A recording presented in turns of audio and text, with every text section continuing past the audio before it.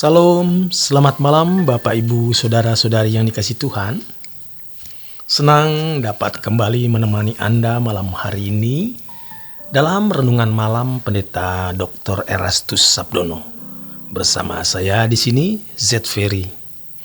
Malam hari ini renungan malam kita bertemakan perjalanan umat pilihan.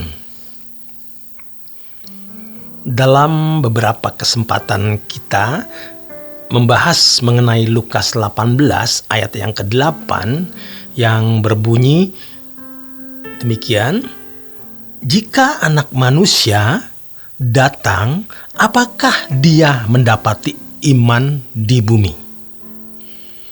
Ini adalah peringatan yang mengerikan dan sepatutnya sungguh-sungguh menarik perhatian kita. Tuhan Yesus menyatakan dan mengesankan dengan jelas bahwa semakin sedikit atau hampir-hampir tidak ada orang yang beriman. Tentu beriman ini harus standar Tuhan. Dan sebagai umat pilihan, kita harus menunjukkan standar iman yang benar itu. Seperti apa dan bagaimana? Maka kita harus terus berjuang. Kita harus menggeliat dan mempertanyakan apakah kita telah memiliki iman yang benar sehingga kita diperkenan masuk tempat perhentian Tuhan. Kita boleh merasa sudah beriman hanya karena ke gereja, mengakui Yesus sebagai Tuhan dan Juru Selamat. Itu belumlah standar iman yang Tuhan kehendaki. Jangan kita merasa tenang, jangan merasa aman. Itu ketenangan yang palsu, aman yang palsu, dan damai yang palsu. Jangan sampai kita menyetujui penyampaian ini. Namun begitu kembali pada aktivitas atau kehidupan sehari-hari, kita juga kembali pada tekukan yang sudah ada, yaitu kebiasaan lama kita. Kita kembali dalam berbagai kesibukan dan aktivitas, sehingga lupa bahwa kita ini umat pilihan. Tidak semua orang dipanggil seperti kita. Umat pilihan itu harus diseberangkan dari Mesir. Dunia ini Mesir. Kita mau diseberangkan ke langit baru dan bumi yang baru. Jangan sampai kalimat ini ditujukan kepada kita yang berkata, sehingga aku bersumpah dalam murkaku, mereka takkan masuk ke tempat perhentianku. Memang Tuhan seakan-akan tidak terganggu dengan perilaku kita yang sembarangan. Tuhan seakan-akan tidak terganggu dengan kita yang tidak berkualitas, yang tidak sesuai standar Tuhan. Tetapi sebenarnya Tuhan terganggu. Tuhan ingin kita memiliki iman yang sesuai dengan standar Tuhan, yaitu standar dirinya. Dan iman standar Tuhan itu seperti yang ditulis di Ibrani 12 ayat yang kedua. Ketaatan Yesus kepada Bapa di surga, itulah standar iman yang benar. Kita tidak pernah sungguh-sungguh memperkarakan betapa bencinya Allah terhadap dosa, betapa muaknya Allah terhadap kenajisan.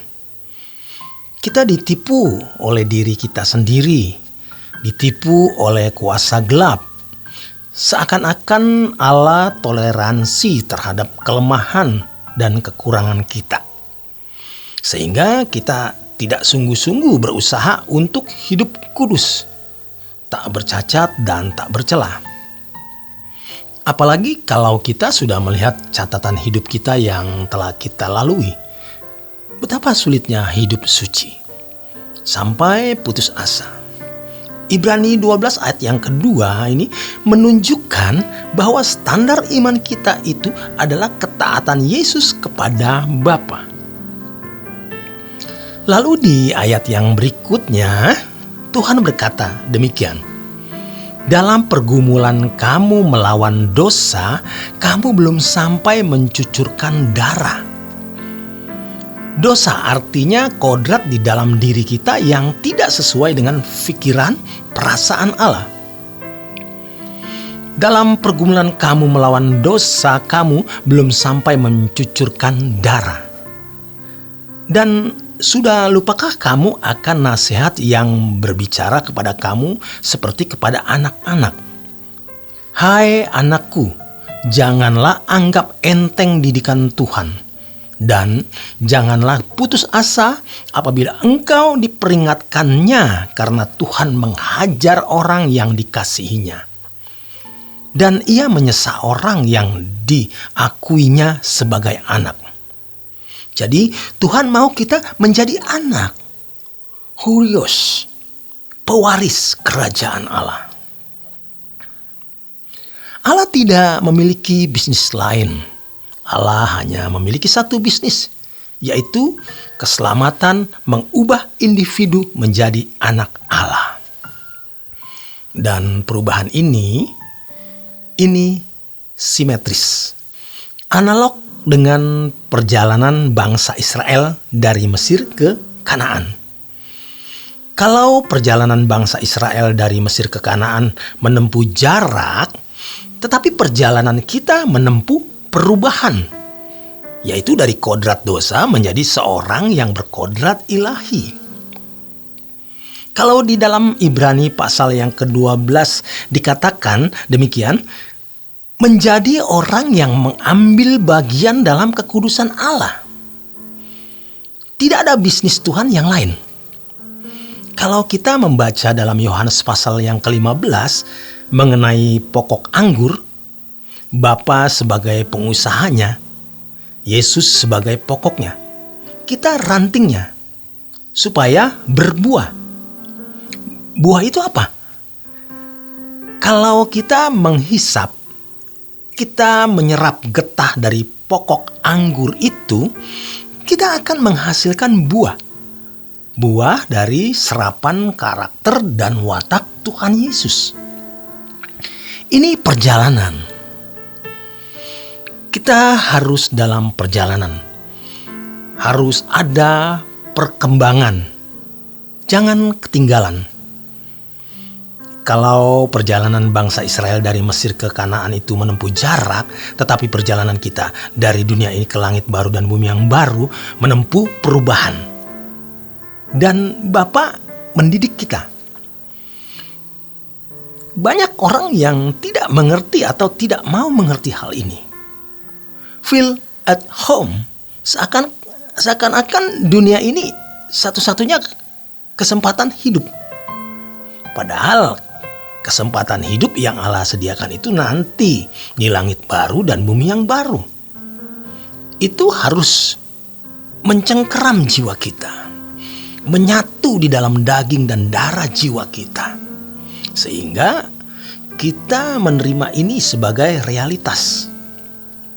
Walaupun kita belum melihat langit baru dan bumi baru itu, kita belum melihat Yerusalem baru, tetapi jiwa kita telah mencengkeram oleh realita janji Allah tentang perhentiannya. Tidak usah menunggu sekarat di ujung maut atau di dalam ancaman di mana nyawa kita terancam. Tidak usah menunggu itu. Mestinya kita sudah sungguh-sungguh menghayati. Hendaknya jiwa kita dicengkeram oleh realita bahwa kita adalah musafir yang sedang dituntun Bapa menuju ke kerajaannya. Demikian kebenaran firman Tuhan malam hari ini. Selamat berjuang, selamat beristirahat. Tuhan memberkati.